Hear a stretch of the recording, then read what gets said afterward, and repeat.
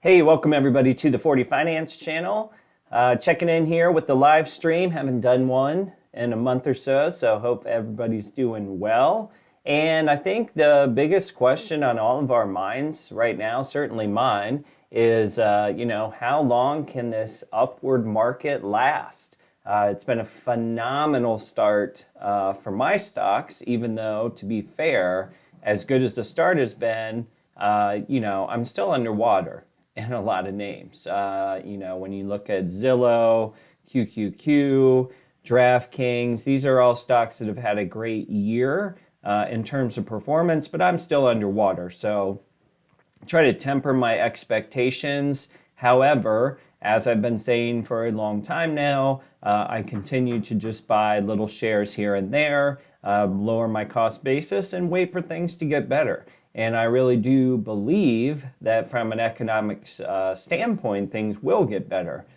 Certainly, as we head into summertime and towards the end of the year, I do think 2023 will be a net positive year. How high does it go beyond net positive?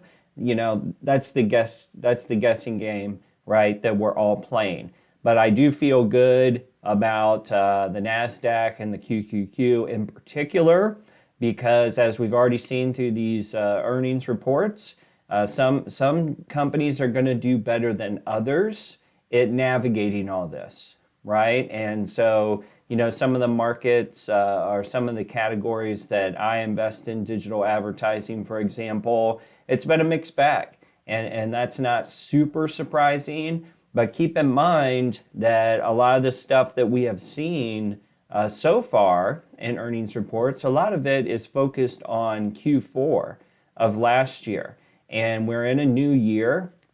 So if you're concerned about digital advertising, which I talk about a lot here in terms of Google, I've got a stock called Magnite, which is related to the connected TV space. So Roku had a good quarter just yesterday, as a matter of fact. Trade Desk had a good quarter. So there was a lot of talk, that digital advertising, Facebook, etc., really going to struggle in 2023. That may be the case in terms of new dollars and revenue growth, potentially. But depending on how a company manages that situation, they can still perform well, and we've already seen that across a couple companies.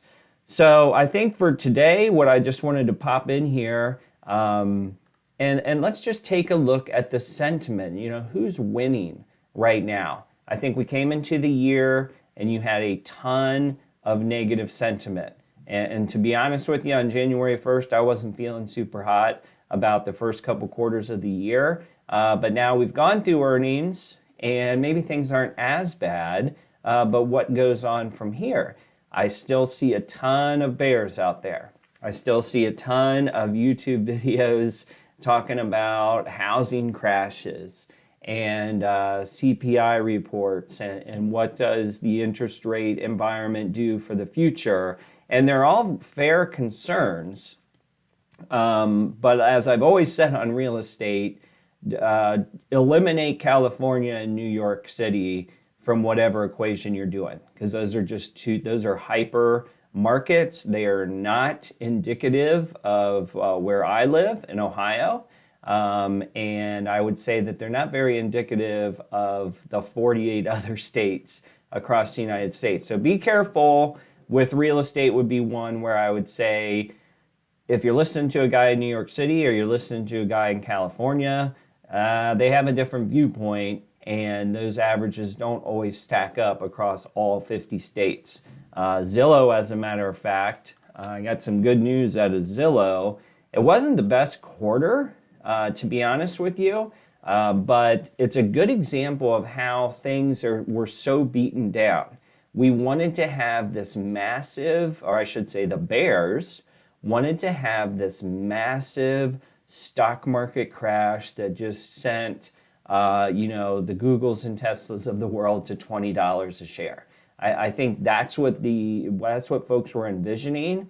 And the truth is, Are we overvalued today? I'm not gonna, it's hard for me to say that here yet. But one thing I do think that we could be confident in is that the activity that we saw in October and the meltdown that we saw heading into the end of the year was too much. It was too much. So how much is left to go, say, for Zillow here? You were down to $30 at the end of the year. In October, you had a 27. This is a real estate stock in a very challenging market. I'm holding on to Zillow for many years from here. I'm not worried about 2023. But what it came down to at the end is this was just too much of a chop off. My cost basis is in the 60s. That might be too high. Okay, I'm not saying that Zillow goes back into $75. It could, but we'll have to wait till spring to find out. Nobody buys a house in the holiday season, all right? And the way interest rates are right now, can't imagine that January and February are going to be great home buying seasons. Now, what happens in May, June, July? Okay, that's when that's when the story will be told. And at least the early signs that I've been reading is markets are okay. It's not 100 offers per house, but there's still stuff moving along. The mortgage companies are getting very creative with the way that they're navigating. They're offering special offers. They're cutting back on fees. Competition is entering the market again. That is a good thing. It will probably chop off some prices on the top side. But when I say chop off home prices, I'm talking about maybe 5%, right? In the most stable markets. And then you throw in some of the promotions and stuff that I've seen out there. I saw Rocket Mortgage, which is another stock I own that's been decimated, but slowly bouncing back. They had some sort of 1 or 2% discount for your first year. And how can they get away with that? Well, the speculation is that eventually interest rates go down. That may not happen in 23, but perhaps it does in 24. So if you're a smart mortgage banker, you can offer these kind of discounts, and you know that in some ways you will probably resume the refinance business in 2024 for everybody who bought a house in 2023. As soon as those rates go down again, I don't think they get to the historic lows that we saw, but as soon as they go from 5% or 6% or whatever they're at today, and then you flip the script in 24 and maybe they go down to 4%, right? And then all of a sudden, depending on the size of your house, you have an argument for a refinance, particularly if you plan on staying there for the long term. So that's just a high-level view. I got into the real estate stocks out of nowhere. But let's take a look at some of the other big news, the macro news that continues to come in slightly positive. And just today, strong U.S. retail sales lift global stock indices. And they didn't do a lot on breaking that out. So I'm going to pick the next one. You had European markets higher. Okay. You had, what else was down here that I was looking at this morning? I'm going to skip through that. I'm going to skip to my next thing. I thought that we had more retail data in here, so I'm going to skip that. But here's another interesting news bit that I saw. Carl Cantonina, he's on CNBC, but I thought this was interesting. There's going to be a re-weighting in the CPI this year, and it's going to lead to housing becoming 43% of core CPI, the highest weighting in the last 25 years. So obviously houses cost more today than they did, 3 years ago, last year, whatever. So the formula, if you think about a market cap weighted index, the formula for CPI, that includes housing, of course, is going to be heavily weighted towards housing. And what's very interesting about that Carl brings up here, this means when housing rolls over, the CPI core is set to get dragged down with it. So what he means by roll over, of course, is that we've seen peak housing prices, and I believe that as well. We see peak housing prices, and then slowly, or perhaps quickly, I don't know, that 5% that I was mentioning, maybe in Ohio we see 5% come off the top of our housing prices. That's going to bring CPI down with it, on top of the myriad of other factors that are coming into play, right? So we know that commodities have went down, everything but eggs for some reason. So it's a good sign here, a positive sign if you're worried about CPI, that these calculations begin here in, I guess it would probably be January.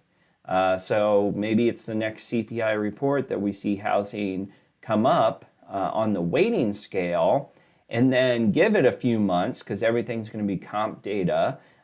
Give it a few months, and I do think prices, at the worst, prices stabilize, and more than likely you'll take a couple percentage points off of most of the houses in more stable markets.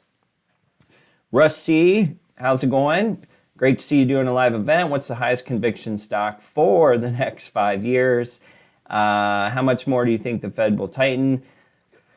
The opinion on the Fed tightening, obviously, I feel like it changes every single day on the TV, right? In my mind, the last time I looked over one of those opinion sheets, or the best guesses on where interest rates go, I was really in that 5.5 range. That's where I am.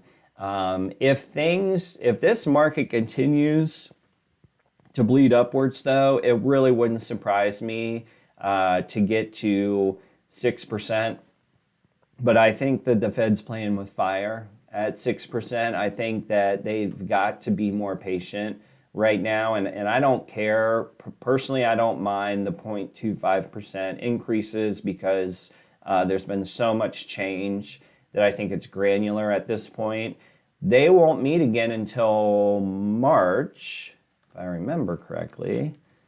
FOMC meetings. Oh, nerd wallet, not what I was looking for. Here's the calendar. March 21st and 22nd. All right, so we can effectively not worry about Chair Powell speaking again until this point. I think everybody's under the assumption you got 0.25% in here. I think that's fair. Then you skip another 2 months, and these are the two that I think nobody has a play on. May, a lot of things are going to be different in May, good or bad, because we are going to do the winter weather. It sounds stupid, but it really drags the economy down. Q1 is, from a retail standpoint, historically lame, because people are still paying off Christmas, not a lot of extras to buy. And then you get into May, June, now you're talking about, obviously the weather improves. You're talking about school getting out, family vacations fire up, and that's when we're going to start to see where we really sit. And maybe this June meeting, they'll have enough data from May to start seeing, where is the consumer going. Man, 6%.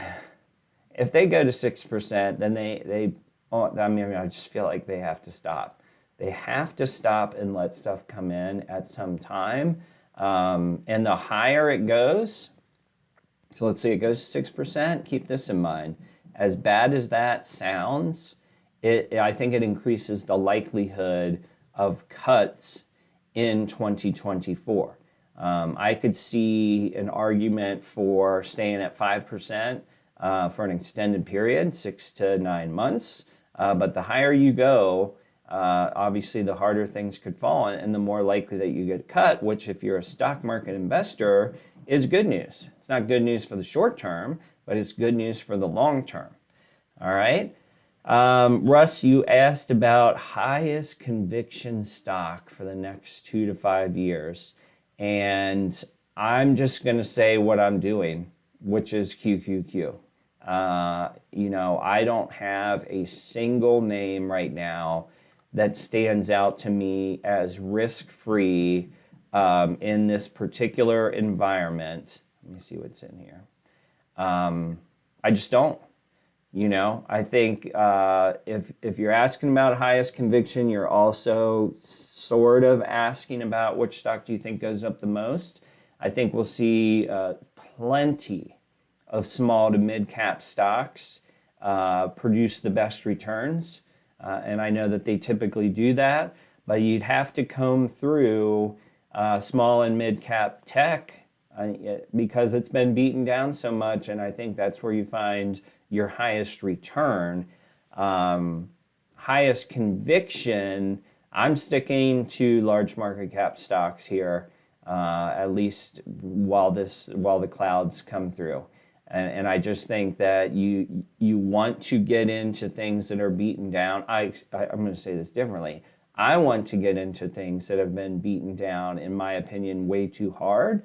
And I also know that by the nature of being a large mega cap market cap type company that has positive earnings and positive growth rates, the risk it's just not, it doesn't exist, right?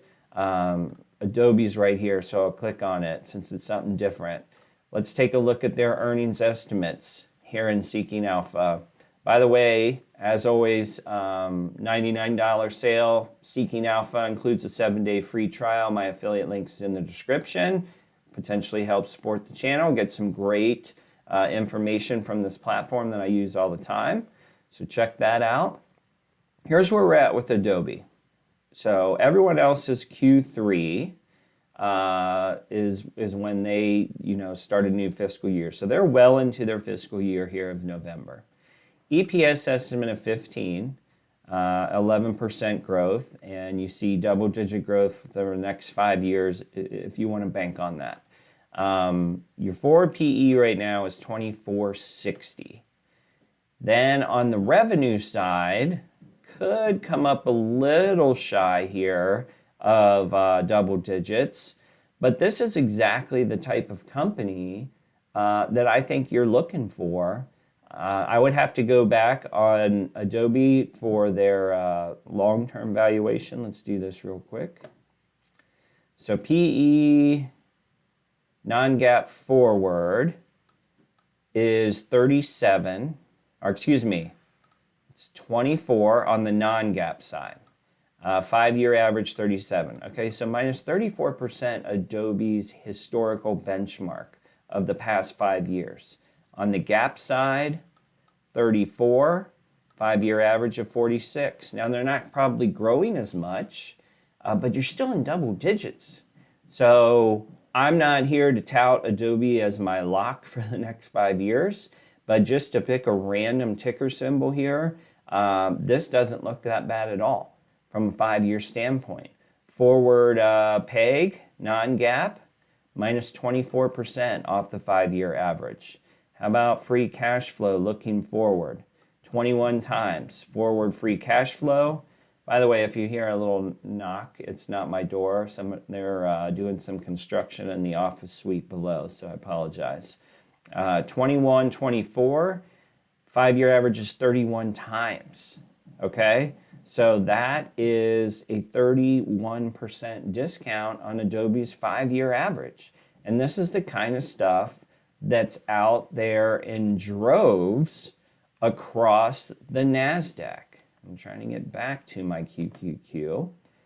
PayPal's one I own. I'm underwater. It'll take forever to get back because I'm at 160. I just did a video on it. But it's another good example from a valuation standpoint. PE non-GAAP forward, 16 times, okay? PayPal reports in non-GAAP, and non-GAAP is accepted on the street from them, okay? Minus 58% against their 5-year average. Okay, so over the past 5 years, that includes COVID, which we know was the high of the highs, but it also includes 2018, 2019, okay, and then the roller coaster on the way down. So let's just say they never get back to 38. Let's just have that argument for fun. Can they get to 20 times, 25 times, which is still well below the 5-year average? And if they do, I happen to know PayPal very well, you have, I'm going to need a calculator here, but I'll say 25 times, and they're expecting 487 this year on the non-GAAP EPS. That's a price of 121. It's not going to solve all my problems, but if you are looking for a stock that has relatively good upside, certainly over the short term, PayPal is one to consider. They're not the only one. And in fact, let's go back and pick another one that I don't know as well. How about Costco? How's Costco looking? Let's just get into, you want to talk about a great story over the pandemic. Let's see how their valuation is doing. Their valuation is running right in line with 5 years. So you got single digits. So this price today, 509. They are a gap company, PE gap forward 35. Their average is 34, $1.72. Okay, great. So does that mean Costco's fairly valued today? It's a start, but here's the thing that can happen, right? Is this number, excuse me, this number, EPS estimate through August 2023 of 1431, that could go up over time, right? And that's where you have to get into quarterly reports and listen to guidance, and it's hard for me to say just by looking at numbers. But there's, you know, if their valuation multiple is in line with the 5-year average, the next thing you need to happen is to outperform on the EPS side, outperform on the revenue side, and then all of a sudden you've got, you know, a good foundation for your Costco stock to go up. The other thing that's interesting, since I did bring up Costco, look at this fiscal period ends at the end of August. That sets them up for roughly a September or early October earnings report, right? To head into their next fiscal year. Well, that's still in 2023. So if you're focused on the 12 months, the 2023, you know, what happens to Costco, let's say by December, they're already going to be looking at 24. By the time we get to the end of this year, that EPS is 16 times. So you would take, you know, and that's an estimate, right?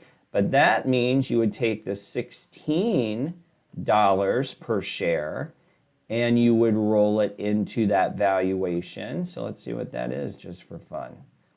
Currently, let's take the 5-year average, 35. Let me get my calculator again. 35 times 16 is 560. So I would say it is not very far out of the cards to have Costco running near 560 heading into December of this year, just on basic valuation. No tricks, no nothing. Using the 5-year average, using the 2024 current consensus that could go up or down as the year progresses. That's the variable or the X factor. That gets you to 560. And that's assuming that they don't come out with good news, which they've done a lot of, certainly since the pandemic. You get a dividend on this one, I believe, too. Yeah, yield forward is 0.70%. So not bad at all, and that was just for, again, a random retail stock that I picked out of here, okay? So there is, to me, some room still to go. I did my latest QQQ forecast. I say, well, looking at this as a whole And one of these days I need to get in here and go by market cap and start multiplying EPS projections and then weighing it out. So Apple is, roughly 10% or so of the Qs. It's a pain in the butt, but I need to go down the top 50% just out of curiosity and see like where does QQQ stand today versus what could happen at the end of the year. My eyeball says 320, 325 is well within the range of expectation considering how far it's fallen, but that's a dart throw number. There's nothing super special about that, but that's what I'm expecting. That would still put me underwater. I'm at 350 almost precisely, but I have 60 shares and I want to get to 100 shares. I wanted to do that last year, but the market, just with the way things were tanking, it made it very hard on me to do that.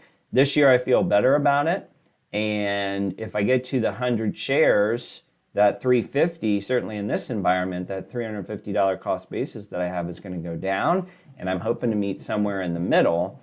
And if you're not familiar with the QQQ, one of the things that I'm looking forward to at that 100 share level is how lucrative the options are, just to make some extra income from that. So let's go a month out. We'll stay with calls. And if it was today at $307, right? 307. If it was today at 307, I could go, and let's just assume that I want to keep my shares, right? I don't want to get out of the Qs. I just want to make a little bit of passive income, you could say, to do this. So I'd probably start thinking about things in this 325 mark, right? And so if I did a call at $1.85 times 100 is $185. All right, and that's just for 1 month of me getting super conservative. And if it gets called and I have to sell, then I'd still be, in a perfect world, I'd still be above water if I were able to lower my cost basis enough, right? I mean, hell, you can go out to absurd land like 330, you could still make $107 for 1 month of your time. That's not bad at all. So the Qs are very lucrative if you can keep a cost basis that's right in line or perhaps just a little bit below where the market is right now. If you had, if you wanted to risk potentially having to sell, there's $485 right there at the 315 mark by March 17. It's not even that far away, right? So I'm looking forward to that. I will do a lot of that on the channel, but first things first, I have to get to 100 shares, and that's what I'm looking for to accomplish this year. Sniffs here, came by to hit the like, got to pick up my new firearm. Bullets are the best commodity. Holy cow, nice. Well, I hope things work out for you, Sniff. Thanks for stopping by. And then Russ says, what's your opinion and evaluation on Shockwave Medical? Okay, so let's take a look. And I got another one in mind since you're going to go medical. I don't talk a lot of medical, but let's just see what Seeking Alpha says. So if we go year to date, plus 1%, but over the past year, plus 27%, it looks, the chart would suggest that somewhere in June, July, and then again in August, some big announcement came up and then it twirled down a little bit. EPS of $3, forward PE of 63. We'll take a look at the growth rates to see, what that says there. I've said it before, this valuation F, don't worry about it because it's going to be compared to the sector. Got good growth, profitability, revisions, and this is a key one. Revisions look good. Let's see what our estimates are.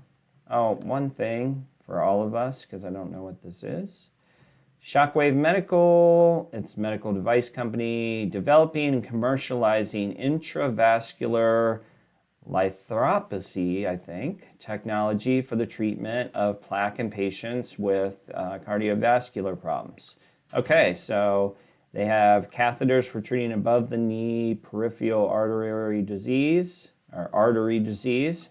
Okay, so one thing right off the bat that's kind of cool, or is a good market anyway, is cardiovascular problems. Then it mentions plaque. Don't have the background to talk about this too much, but we know that plaque leads to heart attacks. We know that cardiology, it continues to grow as Americans get fatter and dumber. So I would say you're at least in the right ballpark. Earnings, estimates. All right, so they haven't reported yet, apparently. If they hit 299, okay, they don't even have a growth yet. So that forward PE is still talking 2022. So they must have not reported yet. If we get to 2023, $3.30, 10% growth, it brings your forward PE down to 58. I think the bigger thing, and yeah, the bigger thing here is the revenue estimate, which this year is plus 106%. Next year is good. Note that it is declining a little bit, well, a lot of it. But that could be something when you go through the earnings reports that was to be expected. I mean, they could have released a new product that took them, roughly 240 million to 489 million. So this isn't bad that it's slowing. It's just we need to make sure that you can continue to get to this goal in 2026, 1.2 billion. Let's take a look at our valuation. Ignore the red, because you are going against healthcare equipment as a whole. No 5-year average, so we can't get much there. Let's see our growth rates. We talked about, yeah, they're all screwed up on this because they haven't reported yet. Let's see when the earnings are. 216 post-market, so that's today. And revisions, you've had 4 up and 1 down. So this could be a big day for this Shockwave Medical. Obviously, there's 2 sides of the coin, right? Come out and you say that 2023 is going to be a good year, better than originally expected. Then all of a sudden, kaboof, it takes off and all these earnings estimates get readjusted to the upside. And then the other part is if they miss, right? Which would obviously, at this valuation, take it down. I don't know. It's such a big event today for this company as far as which way it's going to go. Because I would argue valuation-wise, you're in a very, very good place at 63. I don't know how much room there is in this market to go up on the multiple of 63. However, if earnings estimates and revenue estimates go up by their guidance, now you have more room to play with. So long story short, it's a coin flip, and stay tuned to your news sources to figure out what these guys are doing. And this is where something like I use here with Seeking Alpha really helps, because you got a smaller company that's not going to be covered on CNBC that I'm aware of, and they just tell you right off the bat, what are we looking for today? Consensus EPS estimate is $1, and revenue estimate is 143 million. Both of those are plus year over year. Over the past 3 months, EPS estimates have seen 4 upward revisions, 1 downward, and revenue estimates have seen 4 up and 1 down. Should be a good one. So good luck, Russ, with that. All right, one more check of the news. See if anything came in while I was online. YouTube chief exiting role after long Google tenure. I don't think that is going to matter. YouTube is a much bigger animal than one person. Eyeballs here. The Shopify was interesting. They took a hit, as you can see, which didn't really surprise me given the numbers. Let's get those numbers real quick. Sorry, I'm just looking for the summary news piece right here. Q4 non-GAAP of 7 cents, beats by 9. GAAP of minus 49 cents, misses by 32. Revenue up, shares minus 5. But what do we got on this guidance? And this doesn't really say what the guidance is or was. Stock-based compensation. Yeah, nothing really here for me to analyze because I don't know what the street was expecting. That might be in this one here. Meanwhile, Bank of America warned that ramping CapEx for Shopify will amortize into cost of sales in the coming quarters. Analyst Brad Silds and team have Shop slotted at underperform with the price of 45. Where are we at today? 45.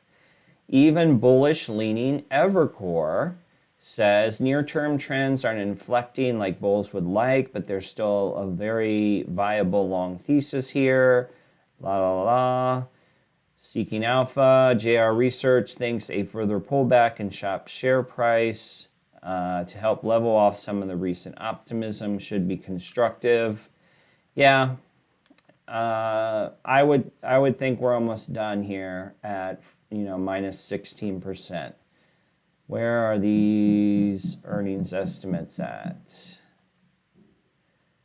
Okay, so this year, if they're lucky, they get that 2 cents, which is negative. So this could be a tough year because you got 12 months of dealing with this. Now, you do have 12 months of 18% revenue growth, which is good. But it sounds like, because I heard CapEx in there, sounds like they're pouring in to build out, some infrastructure. That could make this year very interesting if you want to get in, give or take early, because if they start printing again in 2024 after the infrastructure improvements, you're talking about a stock that could potentially make a good run. Unfortunately, you're a year away, so you'd have to wait roughly till this time next year to start to get that positive sentiment going again. So, if you've ever been interested in Shopify, go through their earnings, go through, what they're building out and what they expect it to do, and potentially build out some shares while the bad news is going on, right? Because the revenue picture looks great. Double digits, basically 20%. Hopefully they outperform for shareholders and they get to 20%. Then look at these next three numbers, 25, 37. It's a long way out to predict, but it's not a bad place to be considering where some people are talking about negative comp on sales. All right, guys, good to see everybody.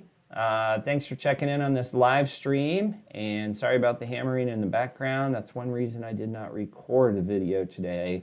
So I just did the live stream, try to work through the noise a little bit. But hope everybody is doing good. Don't forget to check out that Seeking Alpha special offer in the description on your way out. Have a great day. We'll see you on the next video.